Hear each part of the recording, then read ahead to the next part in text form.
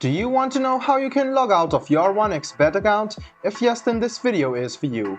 Hello and welcome to TechTube. It's your host back again with yet another interesting tutorial video.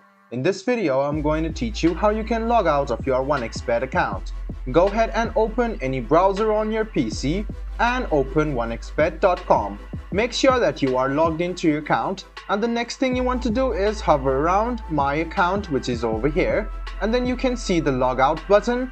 Go ahead and click on it, and this way you can successfully log out of your 1xBet account. So let me teach it to you again.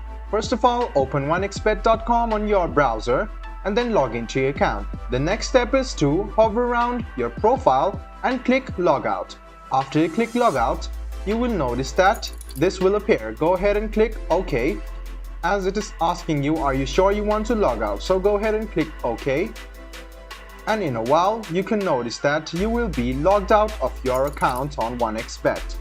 So guys, I hope this video about how you can log out of your 1xBet account was helpful for you.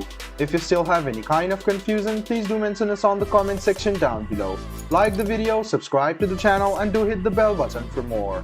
Hope to see you in the next video as well. Until then, goodbye, take care, and make sure you enjoy.